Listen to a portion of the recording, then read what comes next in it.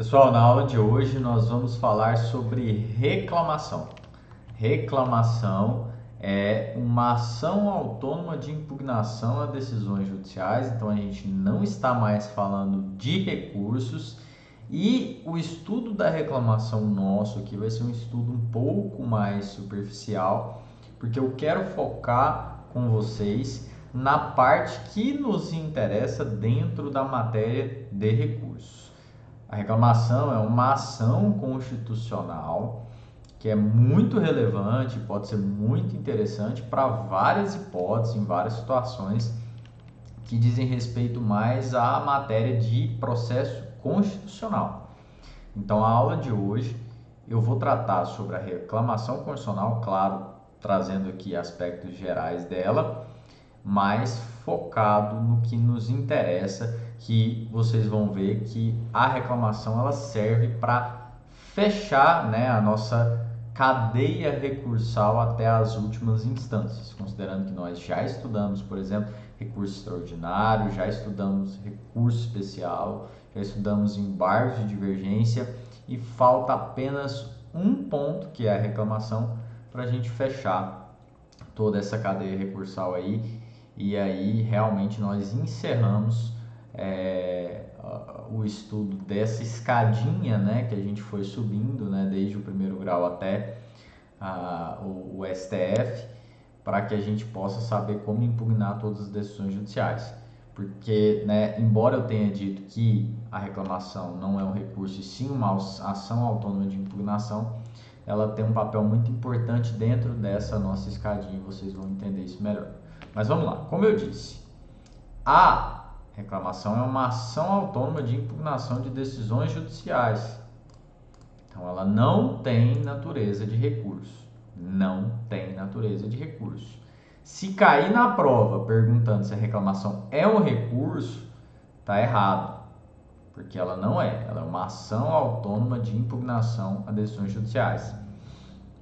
E é uma ação de competência originária dos tribunais. Ou seja, a reclamação ela nunca, jamais vai ser proposta perante um juízo de primeiro grau. Ou você propõe essa ação num tribunal de justiça ou num tribunal regional federal, pode ser no Tribunal Regional do Trabalho também, pode ser no STJ ou pode ser no STF. Dentro aqui da nossa estrutura, do nosso estudo, que é a jurisdição civil, a justiça comum, né? Nós trabalhamos com a Justiça Federal e a Justiça Estadual. Dentro da nossa escada hierárquica, a gente só admite a reclamação sendo proposta em tribunais de justiça, tribunais regionais federais, STJ e STF. A reclamação está regulamentada lá nos artigos 988 a 993. É uma regulamentação bem curtinha, rápida de ler, mas claro, com seus desafios de interpretação, como qualquer trecho, né, da legislação possui. Isso é natural. Mas olha só, a reclamação ela vai ter 5 hipóteses de cabimento. 5 hipóteses de cabimento. Não é recurso, é uma ação autônoma de impugnação de decisões judiciais, mas à semelhança do que nós temos com os recursos, a reclamação também tem lá as suas hipóteses de cabimento. E elas estão ali no artigo 988, são 4 incisos, e a 5ª hipótese de cabimento ela vai estar num parágrafo um pouco mais embaixo, mas ainda no artigo 988. Vamos lá. Primeira hipótese de cabimento da reclamação: preservar a competência do tribunal. Como assim, professor? Essa hipótese ela visa basicamente controlar decisões que os juízes ou os tribunais tomam que não são decisões de competência deles. O exemplo mais simples que eu poderia dar seria o do juiz de primeiro grau que nega seguimento à apelação. Como vocês sabem, negar seguimento é uma expressão sinônima a não conhecer de um recurso.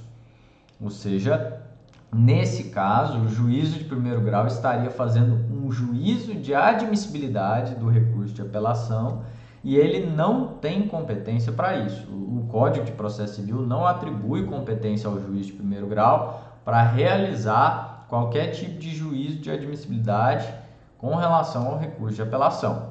O juiz de primeiro grau ele simplesmente vai receber aquele recurso de apelação, vai intimar a parte contrária para apresentar suas contrarrazões caso queira. Passado esse prazo, apresentadas ou não essas contrarrazões, o recurso vai ser remetido para o órgão superior, Tribunal de Justiça ou Tribunal Regional Federal e pronto, acabou. Não interessa, por exemplo, se a parte não recolheu o preparo, não interessa, por exemplo, se a parte não tem interesse recursal, o juízo, ainda que ele verifique a falta desse requisito de admissibilidade, ele não tem competência para não conhecer desse recurso.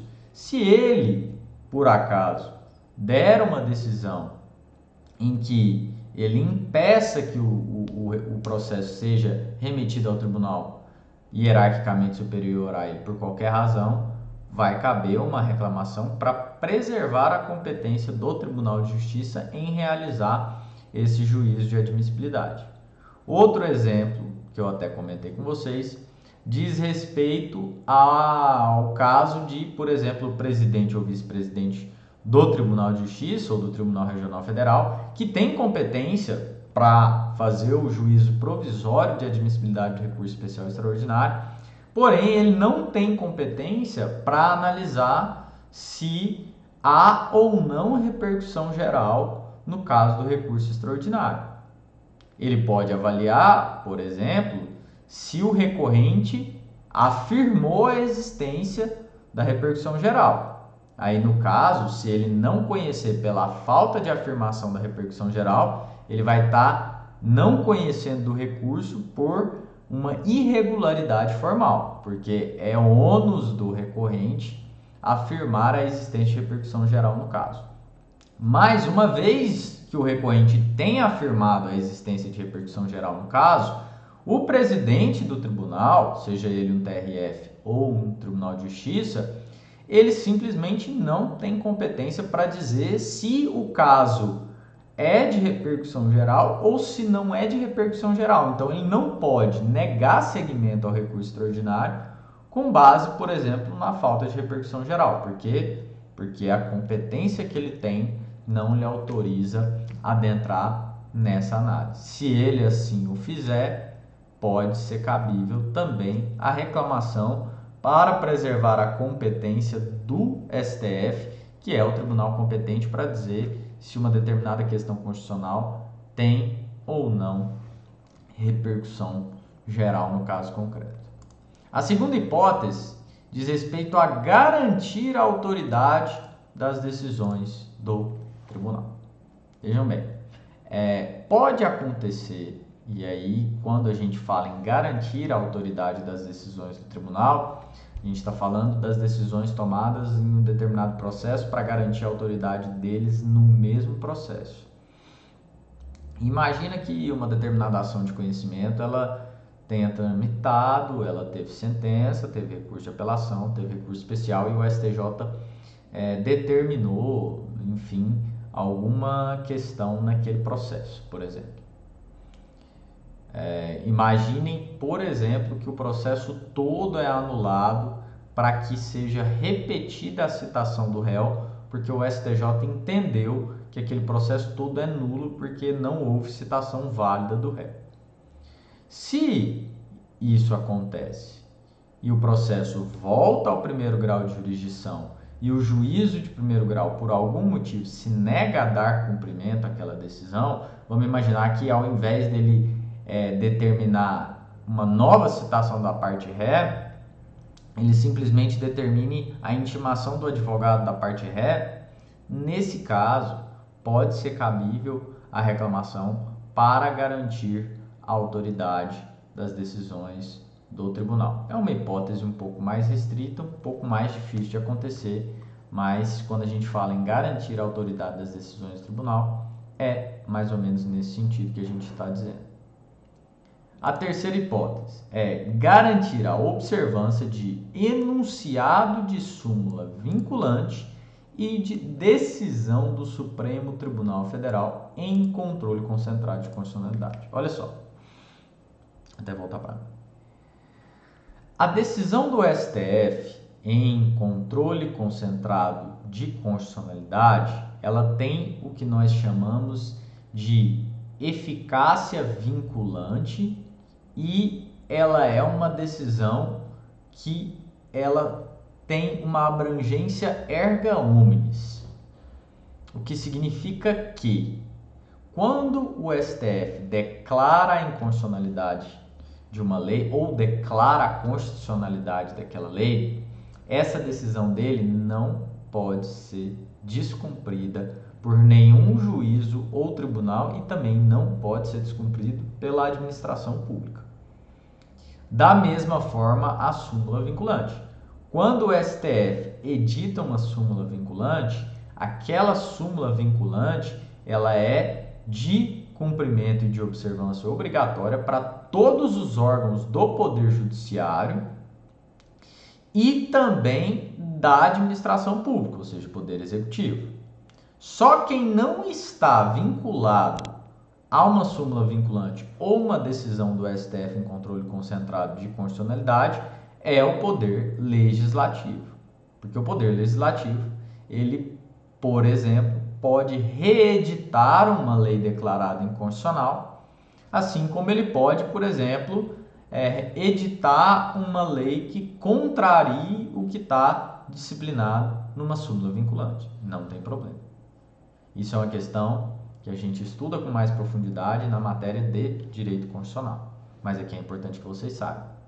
Então, imaginem só que em um determinado caso submetido a um juízo de primeiro grau, exista uma súmula vinculante que é aplicável àquele caso. Se aquele juízo de primeiro grau não aplica aquela súmula vinculante, pode ser cabível o recurso, claro, né? Seja um agravo de instrumento, se for o caso, seja um recurso de apelação, não importa. Pode ser cabível o recurso, vai ser cabível esse recurso, obviamente, mas o prejudicado, a parte prejudicada, pode ainda acionar diretamente o Supremo por violação de súmula vinculante ou decisão do próprio Supremo em decisão de controle concentrado. E quando eu falo decisão de controle concentrado, eu estou aqui me referindo a todas as ações de controle. Ação direta de inconstitucionalidade, ação declaratória de constitucionalidade, ação direta de inconstitucionalidade por omissão e também da arguição de descumprimento de preceito fundamental, a nossa gloriosa ADPF. Qualquer desses casos, se eu tiver uma decisão e essa decisão for descumprida ou não for observada por um juízo de primeiro grau, vai ser cabível a reclamação diretamente ao tribunal. E claro, se é cabível contra uma decisão de primeiro grau, também pode ser cabível contra uma decisão de Tribunal de Justiça ou TRF, também pode ser cabível contra uma decisão do próprio STJ. Aqui nós estamos falando de decisões que são vinculantes e, como são vinculantes, elas podem ser controladas pela via da reclamação diretamente pelo Supremo Tribunal Federal, sem ser necessário que a parte ela suba toda a escada recursal até chegar no recurso extraordinário, no recurso STJ. É claro que é recomendável que ela o faça paralelamente. O ideal é que se façam as duas coisas. Recorra, interponha o recurso cabível, ao mesmo tempo em que se faça e proponha a reclamação, ok? Só um detalhe. Eu falei em decisões vinculantes e detalhe. Qual é a diferença entre uma súmula vinculante e uma decisão do Supremo em controle concentrado de constitucionalidade com, por exemplo, um IRDR ou um recurso repetitivo ou coisas do tipo? E por que esse dispositivo fala só nesses dois? É porque o enunciado de súmula vinculante e as decisões do Supremo em controle concentrado, elas têm força vinculante decorrente da própria Constituição. A força vinculante dessas decisões e dessas súmulas, ela decorre da própria Constituição, diferente de todos os outros instrumentos que a gente tem. Nem mesmo a repercussão geral tem uma eficácia vinculante prevista na Constituição Federal. Então, o recurso repetitivo, a repercussão geral, o IRDR e o incidente de assunção de competência, todos eles possuem força vinculante decorrente de lei ordinária, Código de Processo Civil. Inclusive, tem doutrinador que entende que uma lei não pode dar força vinculante a uma decisão judicial. Então, essa força vinculante, ou ela seria inconstitucional, ou fazendo uma interpretação conforme a Constituição, essa força vinculante ela não é vinculante. Simples assim. É um precedente importante, deve ser seguido, é recomendável que seja assim, mas, ao fim e ao cabo, não existe uma vinculação tal qual existe a vinculação da súmula vinculante e das decisões do Supremo em controle concentrado. É exatamente por isso que não cabe, por exemplo, uma reclamação contra uma sentença de primeiro grau que esteja em desacordo com uma decisão do STJ, um acórdão do STJ em recurso repetitivo. Bom, dito isso, a quarta hipótese, ela trata justamente de uma vinculação trazida em sede de lei ordinária, que é garantir a observância de acórdão proferido em julgamento de incidente de resolução de demandas repetitivas ou de incidente de assunção de competência. O IRR e o IAC, ele tradicionalmente, ele vai ser instaurado e julgado perante tribunais de justiça e tribunais regionais federais. E é justamente aqui que incide essa hipótese. Se houver, porventura, um incidente de resolução de demandas repetitivas ou um incidente de assunção de competência, com relação ao qual o juízo esteja subordinado, ou seja, vamos supor, o Tribunal de Justiça de Goiás tem uma decisão em IRDR que trata de determinada questão. Obviamente, essa decisão em IRDR tomada pelo Estado de Goiás, pelo Tribunal de Justiça do Estado de Goiás, vincula somente os juízes do Estado de Goiás. Não vai vincular os juízes do Tribunal de Justiça do Distrito Federal e Territórios, ou do Mato Grosso, ou do Mato Grosso do Sul, ou do Tocantins. Essa decisão vincula só Goiás. Havendo essa vinculação, se porventura um juízo concede uma liminar em entendimento contrário a uma decisão do TJ tomada em IRDR e AC, vai caber reclamação. Vocês podem perceber que essas hipóteses 3 e 4 e a 5 também, elas todas são derivações da garantia de autoridade das decisões do tribunal. Todas elas são derivações dessa garantia. A diferença é que a hipótese 2, ela visa garantir a autoridade das decisões do tribunal somente no mesmo processo em que a decisão foi proferida. Já as hipóteses 3, 4 e 5, elas visam garantir a autoridade das decisões do tribunal em outros processos, e não só aquele na qual a decisão foi prolatada. Isso porque a ideia é justamente que essas decisões elas sirvam como um fator de uniformização dos julgamentos e dos entendimentos. E é por isso que essas decisões, elas, digamos assim, irradiam efeitos para outros casos. Seguindo, inciso 5. Inciso 5 não, hipótese 5. Porque, na verdade, se vocês olharem no Código de Processo Civil, o caput do artigo 988 ele tem apenas 4 incisos. Inclusive, isso vai ser objeto de controvérsia lá na frente, quando a gente falar sobre o entendimento do STJ quanto ao cabimento da reclamação. Mas fato é que o caput do artigo 988 só tem 4 incisos e a quinta hipótese de cabimento da reclamação, ela é fruto de uma interpretação por meio de engenharia reversa do artigo 988, parágrafo 5º, inciso 2.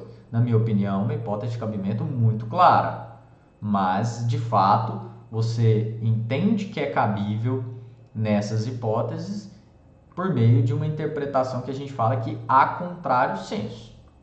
E é justamente essa a hipótese que vai fechar a nossa escadinha recursal para a gente entender todo o contexto de recorribilidade das decisões na jurisdição civil da Justiça Comum. Vamos lá. A hipótese 5 trata da observância de acórdão de recurso extraordinário com repercussão geral reconhecida ou de acórdão proferido em julgamento de recursos extraordinários ou especial repetitivos. Qual que é a diferença desse caso para os demais? Eu vou descer aqui, depois eu volto lá em cima. Por que esse caso aqui é diferente, por exemplo, da hipótese 3 e da hipótese 4? Olha só, na hipótese 3 e na hipótese 4, eu falei que, uma vez prolatada uma decisão que viole um enunciado de súmula vinculante, uma decisão prolatada em controle concentrado de constitucionalidade ou uma decisão de Tribunal de Justiça ou TRF em IRDR ou IAC, cabe a reclamação direto. Você não precisa subir degrau por degrau na escada recursal para poder chegar naquela instância. Ou seja, é possível, digamos assim, uma supressão de instância. Eu posso propor uma reclamação contra um juiz de primeiro grau diretamente no STF para controlar uma decisão. Eu não preciso passar pelo Tribunal de Justiça. Não preciso nem mesmo, muitas vezes, esperar a sentença. Vamos supor que a decisão foi eliminada. Então, a reclamação nessas hipóteses, na 3 e na 4, ela vai permitir esse salto entre instâncias, se for o caso. Já essa quinta hipótese, que vai controlar o quê? Decisões que contrariam acórdão do STF em repercussão geral e acórdão do STJ em recurso repetitivo, elas não admitem essa supressão de instância. E vamos ver aqui como é que se chegou à interpretação de cabimento dessa reclamação. Olha só o que diz o artigo 988, parágrafo 5º, inciso 2. É inadmissível a reclamação proposta para garantir a observância de acórdão de recurso extraordinário com repercussão geral reconhecida ou de acórdão proferido em julgamento de recursos extraordinários ou especial repetitivos, quando não esgotadas as instâncias ordinárias. E aí eu coloquei o destaque aqui que esse dispositivo legal ele foi incluído pela Lei 13.256 de 2016. Provavelmente eu não comentei com vocês em sala de aula, mas o nosso Código de Processo Civil ele foi reformado antes mesmo de entrar em vigor. Por quê? Quando o código foi sancionado, algumas partes dele chamaram muito a atenção dos tribunais superiores e esses tribunais superiores ficaram receosos de que o Código de Processo Civil pudesse estimular uma recorribilidade ou um acesso muito facilitado aos tribunais superiores, que já tem uma carga de trabalho muito grande, e isso talvez inviabilizaria os trabalhos do tribunal. Então, eles fizeram algumas alterações justamente para criar alguns filtros para dificultar esse acesso aos tribunais superiores. Um deles foi isso aqui, porque a redação original do Código de Processo Civil com relação à reclamação, ela permitia um acesso direto ao STJ, ao STF, em caso de decisões que estivessem em contrariedade a entendimento firmado em repercussão geral ou recurso repetitivo. Ou seja, da mesma forma que nas hipóteses 3 e 4 seria possível o salto de instância, aqui também, a princípio, seria possível. Ou seja, há uma decisão em repercussão geral, há uma decisão em recurso repetitivo. O juízo de primeiro grau não observou essas decisões, não observou o entendimento firmado nessas decisões, então poderia haver o cabimento de reclamação direto no STJ ou no STF para que se fizesse o controle dessas decisões. E aí, para que não houvesse esse salto de instância, se criou esse dispositivo. Quando, nesse caso, que vai ser aplicável a reclamação? Vejam bem. Quando eu falei de recurso especial e de recurso extraordinário, vou puxar a câmera aqui para mim. Quando eu expliquei sobre a admissibilidade dos recursos especiais e extraordinários, eu ensinei a vocês que o presidente ou vice-presidente do tribunal recorrido, no caso, ele tem a função de realizar o juízo provisório de admissibilidade desses recursos. E nesse juízo provisório de admissibilidade desses recursos, ele pode não conhecer desses recursos por duas razões. Uma delas é porque, de fato, falta algum requisito de admissibilidade a esses recursos. O outro é que, embora em tese cabível o recurso, já existe uma decisão do STJ em recurso repetitivo ou uma decisão do STF em repercussão geral que se aplica àquele caso e o acórdão recorrido está em conformidade com esse entendimento do STJ e STF. Então, o que o presidente ou o vice-presidente do Tribunal de Justiça faz?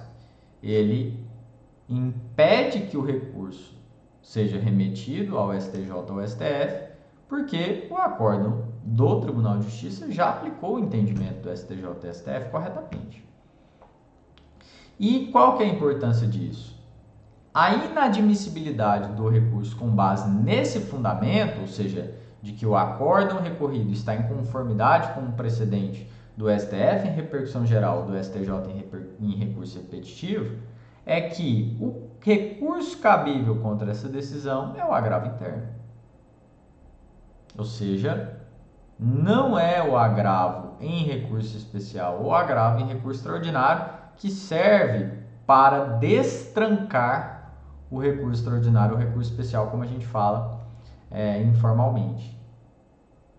Por quê? Porque quando eu faço o agravo em recurso especial, agravo em recurso extraordinário, que é o agravo do artigo 1042 do Código, o recurso especial e o recurso extraordinário ele sobe diretamente. Ele vai para o STJ ou para o STF e lá vai haver o juízo definitivo de admissibilidade.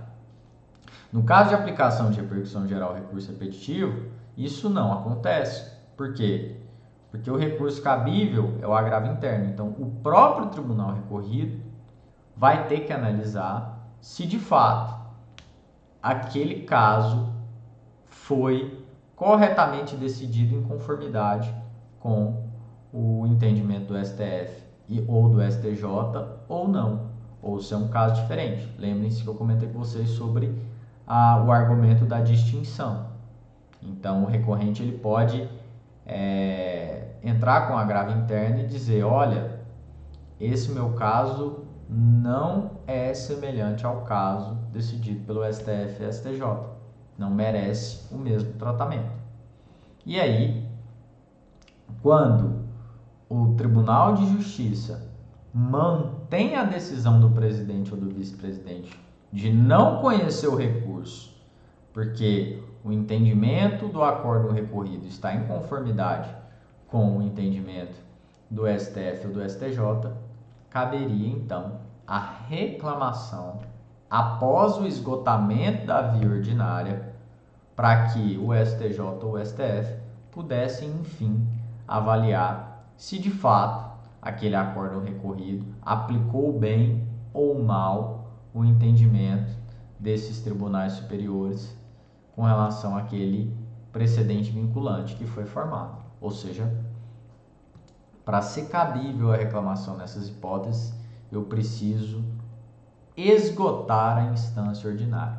E esgotar a instância ordinária, nesse caso, pressupõe que eu tenha interposto o RESP ou o RE e que esse recurso especial ou esse recurso extraordinário, não tendo sido conhecidos pelo argumento de aplicação de precedente vinculante, eu tenha interposto, então, o cabível agravo interno. Interposto o agravo interno, não havendo provimento desse agravo interno, ou seja, sendo mantida a decisão do presidente ou vice-presidente, aí sim, finalmente se abre a via da reclamação para que eu possa impugnar a decisão que entendeu aplicável ao caso o precedente vinculante do STF ou do STJ. E é por isso que essa hipótese de cabimento é extraível a contrário sensu. Vejam, a nossa escadinha de recorribilidade se encerra aqui. Embora a reclamação não seja um recurso, seja uma ação autônoma de impugnação a decisões judiciais, ela é o último degrau na nossa escada de recorribilidade das decisões, no caso de aplicação de precedentes vinculantes àquele processo. Evidentemente, se chegar no STF ou no STJ e a questão for decidida por decisão unipessoal, decisão monocrática, ainda vai ser cabível o agravo interno, obviamente. Mas o agravo interno, como eu expliquei para vocês, é um recurso que cabe contra qualquer decisão unipessoal em qualquer instância. Aqui a reclamação, ela faz a função de controle de aplicação de precedentes vinculantes em repercussão geral e recursos repetitivos. O argumento da reclamação nesse caso basicamente é STJ ou STF. Vejam só que o tribunal recorrido está dizendo que aplicou um entendimento seu aqui, quando na verdade o aplicou mal, seja porque esse caso não deve merecer o mesmo tratamento, seja porque a solução do precedente vinculante é outra. Cabe qualquer uma dessas argumentações. Então, imaginem só que um processo, ele se inicie com a petição inicial, ele tem as suas decisões interlocutórias impugnáveis por agravo de instrumento, decisões interlocutórias que não sejam agraváveis. Venha então a sentença que vai ser objeto de apelação que vai ser remetida ao Tribunal de Justiça ou Tribunal Regional Federal, seja para apreciar a sentença, seja para apreciar as decisões não agraváveis, como eu afirmei, porque lembrem-se, é cabível a apelação contra decisões interlocutórias, desde que não caiba contra elas agravo de instrumento. Chegando nesse tribunal, imaginem que o relator do caso entenda que há uma decisão do STJ em recurso repetitivo que é aplicável ao caso, o que o autoriza a decidir de maneira unipessoal aquele recurso. Então ele nega provimento ao recurso de apelação monocraticamente. E aí vem a parte sucumbente, interpõe um agravo interno, essa decisão vai ao colegiado, o colegiado confirma a decisão unipessoal, então se abre a via extraordinária, seja pelo recurso especial, seja pelo recurso extraordinário ao STF, mas no caso, como a gente está falando de recurso repetitivo, né? Então é ao STJ. E aí, uma vez interposto o recurso especial, para que o nosso exemplo fique exato, o presidente do Tribunal de Justiça ou o vice-presidente do Tribunal de Justiça, a depender da competência definida no regimento interno, vai dizer que aquele recurso especial não merece ser conhecido porque aquele acórdão recorrido ele está em conformidade com o entendimento do STJ.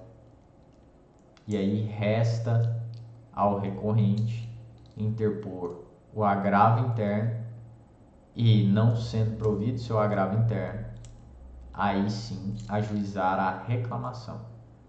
E aí, uma vez que essa reclamação chegue ao Tribunal Superior, havendo decisões monocráticas, vai ser cabível o agravo interno, mas esse é o fim da linha dos recursos no processo, ok? Essa é a hipótese importante. Antes da gente avançar para a questão das divergências, eu quero aqui só ressaltar com vocês o seguinte, como eu disse, a reclamação pode ser proposta em qualquer tribunal, mas obviamente será competente o tribunal cuja competência se pretende preservar ou o tribunal que teve autoridade de sua decisão desafiada. Então, claro, se no exemplo que eu dei de preservação da competência do tribunal, o juízo de primeiro grau ele não conhece da apelação, ele está desrespeitando a competência do tribunal, porque o juiz de primeiro grau ele não tem competência para fazer essa análise de admissibilidade. Quem deve conhecer e julgar a reclamação? Claro que é o Tribunal de Justiça, hierarquicamente superior ao juízo que negou o seguimento à apelação. Eu não vou, evidentemente, propor ou ajuizar uma reclamação perante o STJ ou o STF para preservar a competência do Tribunal de Justiça. Então, será competente o tribunal cuja competência se pretende preservar. E o tribunal que teve autoridade de sua decisão desafiada também é o competente. Porque, obviamente, se a decisão, por exemplo, se a súmula vinculante é do STF, e só pode ser do STF, porque só existe súmula vinculante do STF, então, naturalmente, é o STF quem tem que apreciar essas reclamações por desrespeito à súmula vinculante. Assim como reclamações por desrespeito à decisão tomada em recurso repetitivo. Somente o STJ é quem pode apreciar aquela reclamação. Se eu tiver um IRDR aqui no Tribunal de Justiça do Estado de Goiás, é o Tribunal de Justiça do Estado de Goiás que vai efetivamente avaliar se houve ou não violação à autoridade da sua própria decisão. Mas, claro, apenas contra os juízes de Goiás. Eu não posso querer pegar a decisão de um juiz do Mato Grosso e querer propor uma reclamação aqui no Estado de Goiás, porque o Estado de Goiás, evidentemente, não é competente. E se eventualmente o paradigma for uma decisão do Estado de Goiás, a reclamação nem vai ser conhecida por falta de interesse, porque não há aqui, no caso, não há paradigma para sequer conhecimento da reclamação no Tribunal de Justiça do Mato Grosso. Então, sem maiores dificuldades aqui. E, vejam bem, a reclamação ela tem como objetivo a cassação da decisão reclamada, ou seja, eu estou pedindo aqui que essa decisão, seja porque ela desrespeitou a competência de um tribunal, seja porque ela não observou algum precedente vinculante, ou seja, violou a autoridade de algum tribunal, eu estou pedindo a nulidade dessa decisão. E aí, uma vez cassada essa decisão, vai caber ao tribunal que julgou a reclamação e cassou a decisão determinar quais medidas devem ser tomadas a partir dessa cassação. Se a questão for preservação de competência, naturalmente o tribunal que conhece e julga a reclamação vai determinar a remessa dos autos.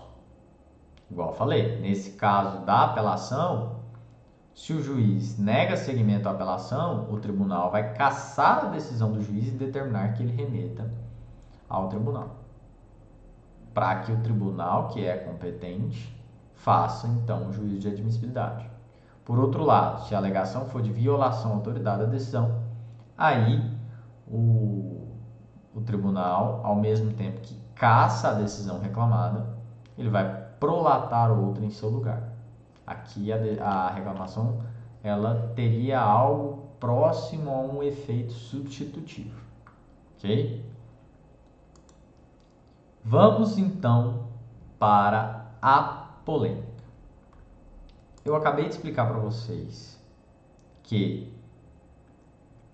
chegou no fim da linha, interpôs um recurso especial ou um recurso extraordinário e o presidente do Tribunal de Justiça ou vice-presidente não conheceu do seu recurso porque o acórdão recorrido está em conformidade com uma decisão do STJ ou do STF, em repercussão geral ou em recurso repetitivo, só cabe a você interpor o agravo interno e depois interpor a reclamação. Pelo menos é isso o que nos dá a entender o artigo 988, parágrafo 5º, inciso 2. Cabe reclamação nessa hipótese. Só que o STJ não concordou com essa interpretação. Olha só. Precedente recente. Agravo regimental na reclamação 38094. Olha só. Segundo a orientação deste Superior Tribunal, firmada pela Corte Especial por ocasião do julgamento da reclamação número 36476, é inviável a utilização da reclamação para exame de indevida aplicação de precedente oriundo de recurso especial repetitivo. Ou seja, para o STJ, não conhecido recurso especial por aplicação de um repetitivo ao caso e interposto o agravo interno, se o agravo interno não for provido, fim da linha. Não cabe reclamação. Ou seja, se o tribunal errar e dizer, por exemplo, que aplica um precedente vinculante do STJ em recurso repetitivo a um caso que não deveria se aplicar, você só tem um agravo interno de chance para reverter essa decisão, porque por meio de reclamação o STJ não aceita. Não aceita. E aí nós vamos aqui ler qual foi o fundamento do STJ nessa reclamação aqui, a 36476, para que a gente possa compreender pelo menos qual foi o caminho de raciocínio que levou o STJ a tomar essa decisão. Claro, foi uma decisão tomada por maioria, não foi unânime. Foi pela Corte Especial, houve uma divergência importante, uma divergência considerável, mas o voto vencedor foi da ministra Nancy Andrighi. E aí agora nós vamos tentar entender qual foi o raciocínio da ministra para não admitir a reclamação nem nessa hipótese. Embora pareça estar claro no Código de Processo Civil que cabe pelo menos nessa hipótese. Vamos lá. Ainda no período de vacatio legis do CPC 2015, o artigo 988-4 foi modificado pela Lei 13.256. A anterior previsão de reclamação para garantir a observância de precedente em casos repetitivos foi excluída, passando a constar nas hipóteses de cabimento apenas o precedente oriundo de IRDR, que é a espécie daquele. Ou seja, antes dessa alteração legislativa que ocorreu na própria vacatio legis, havia uma hipótese de cabimento da reclamação que era genérica. Falava, decisão em caso repetitivo, cabe reclamação, se não for observado. E essa hipótese foi suprimida. Foi suprimida justamente para que fosse incluído o parágrafo 5º, inciso 2, que previa o quê? Olha, em caso de recurso repetitivo ou de repercussão geral, vocês têm que esgotar todos os recursos possíveis. Só vai caber reclamação depois de terminou a escada. Chegou lá no fim da escada, aí usa a reclamação para subir o último degrau. Foi para isso que essa reforma legislativa foi feita. Continua a ministra.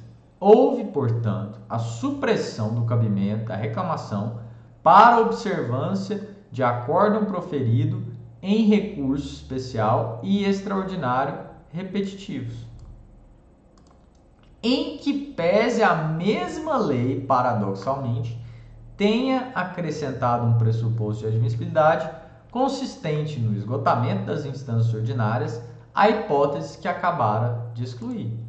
Então, para a ministra Nancy Andrighi, não é possível, como já se pode ver, extrair uma hipótese de cabimento da reclamação por meio de um raciocínio inverso do parágrafo 5º, inciso 2. Ou seja, para ela, o parágrafo 5º, inciso 2, ele foi acrescentado de maneira equivocada. Porque não tem como você prever um requisito de admissibilidade da reclamação, um requisito negativo, na verdade, um pressuposto, sem que você preveja a hipótese de cabimento. Na cabeça dela é isso que ela está dizendo. Sob um aspecto topológico, à luz do disposto no artigo 11 da Lei Complementar 9598, não há coerência e lógica em se afirmar que o parágrafo 5º, inciso 2, do artigo 988 do CPC, com a redação dada pela Lei 13.256 de 2016, veicularia uma nova hipótese de cabimento da reclamação. Como eu disse, ela não entende que é cabível ou que é adequada essa interpretação, a contrário senso, para admitir o cabimento da reclamação naquela hipótese. Estas hipóteses foram elencadas pelos incisos do caput, sendo que, por outro lado, o parágrafo se inicia ele próprio anunciando que trataria de situações de inadmissibilidade da reclamação. De outro turno, a investigação do contexto jurídico-político em que é editada a Lei 13.256 de 2016 revela que, dentre outras questões, a norma efetivamente visou ao fim da reclamação dirigida ao STJ e ao STF para o controle de aplicação dos acordos sobre questões repetitivas, tratando-se de opção de política judiciária para desafogar os trabalhos nas cortes de superposição. Ela tem uma parcela de razão com relação a isso. Como eu expliquei para vocês, de fato, a lei do 13.256, ela teve como objetivo restringir um pouco esse acesso aos tribunais superiores. Mas restringir não significa impedir. E aqui ela está interpretando que essas reformas tinham como objetivo impedir o acesso. Vamos continuar. Outro sim, a admissão da reclamação na hipótese em comento atenta contra a finalidade da instituição do regime dos recursos especiais repetitivos, que surgiu como mecanismo de racionalização da proteção jurisdicional, da prestação jurisdicional do STJ perante o fenômeno social da massificação dos litígios. Nesse regime, o STJ se desincumbe do seu munus constitucional, definindo por uma vez, mediante julgamento por amostragem, a interpretação da lei federal que deve ser obrigatoriamente observada pelas instâncias ordinárias.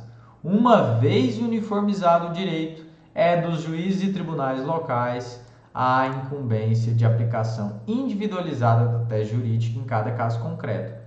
Em tal sistemática, a aplicação em concreto do precedente não está imune à revisão, que se dá na via recursal ordinária até culminar no julgamento no âmbito do tribunal local do agravo do agravo interno de que trata o artigo 1030, parágrafo 2º. Ou seja, para a ministra Nancy Andrighi, seguida pela maioria dos ministros do STJ, uma vez que o STJ diga qual é o direito aplicável àquela hipótese, ou seja, uma vez que o STJ defina a tese, é responsabilidade do tribunal aplicar corretamente aquela tese. E se isso não for feito, a única chance da parte é o agravo interno. Não cabe reclamação. Essa decisão ela foi muito criticada pela doutrina, na minha opinião, corretamente. Por quê? Porque ela fulminou a possibilidade de você ajuizar uma reclamação contra uma decisão que tenha desrespeitado um precedente vinculante do STJ ou do STF. A ministra Nancy, na interpretação dela, ela acaba suprimindo um instrumento previsto em lei à disposição das partes para o controle das decisões. Claro que aqui existem muitas razões do ponto de vista consequencialista e pragmático, porque o que eles querem é julgar menos casos. Então, houve sim uma grande influência da quantidade de casos para que se chegasse a essa interpretação. Foi uma interpretação visando isso. Era para obstar mesmo o acesso. Só que o detalhe é o seguinte: o STF entende que é cabível a reclamação nessa mesma hipótese. Só que, obviamente, o STJ ele é acionado quando a reclamação fala sobre a aplicação de recursos especiais repetitivos. O STF é acionado quando a reclamação está versando sobre repercussão geral, decisão em repercussão geral. E o STF entende que é cabível a reclamação. Olha só, lá na reclamação 41.823 da ministra Rosa Weber, ela diz: o artigo 988, parágrafo 5º, inciso 2 do CPC, condiciona a admissibilidade da reclamação nos casos em que se busca assegurar a observância de entendimento firmado em sede de repercussão geral ao esgotamento das instâncias ordinárias.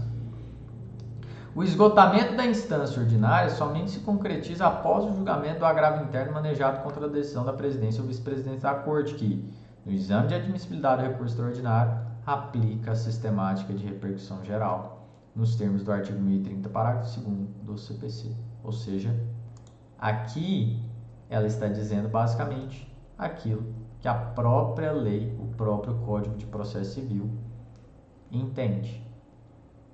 É cabível a reclamação por má aplicação de repercussão geral? Sim, desde que a parte tenha interposto o recurso extraordinário, seu recurso extraordinário não tenha sido conhecido por existir tese firmada em repercussão geral e a parte tenha, então, interposto o agravo interno do artigo 1030, parágrafo 2º.